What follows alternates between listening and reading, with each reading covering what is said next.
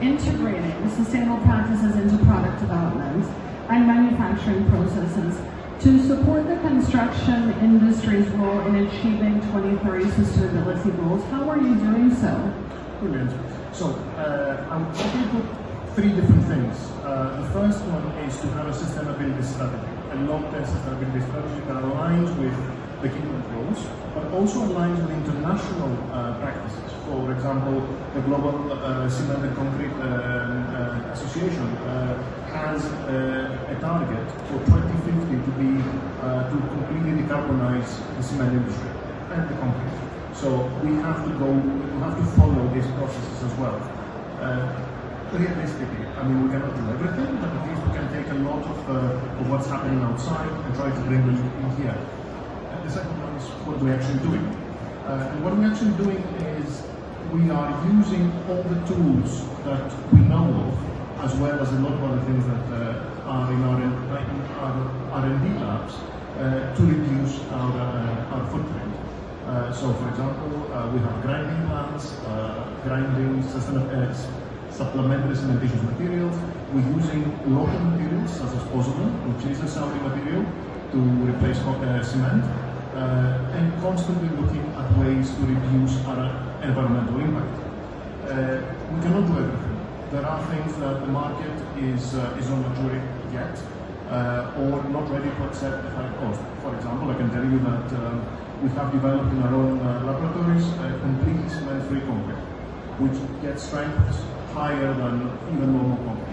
Unfortunately, the supply chain is not there yet. It's difficult to get all the raw materials at a very high volumes, and at the same time the cost is significantly higher than normal concrete.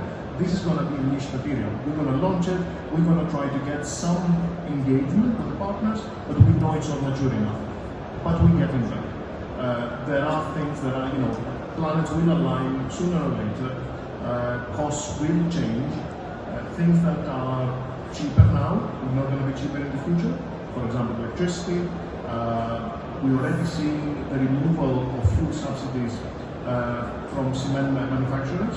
This will drive the cost of cement higher, and this has positive and negative effects. The negatives are obviously, but the positive effects, it means that a number of other substitutes, cement substitutes, which are more environmentally friendly, will now become more,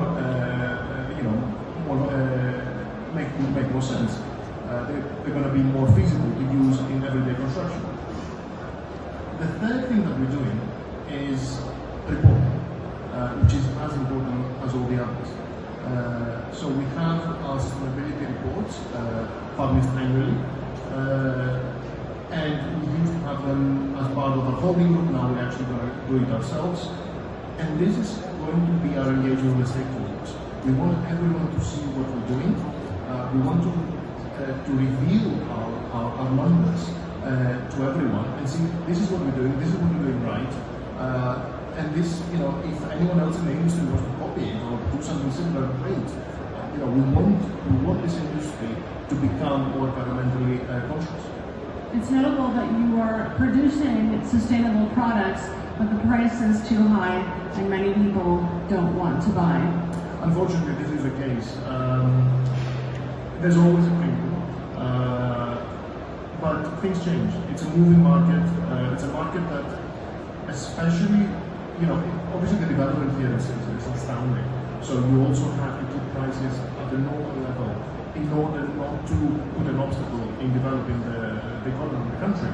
And you have to balance that with the environment and sustainability.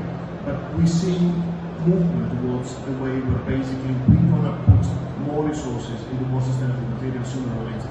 So sustainability has to be economically feasible. Engineers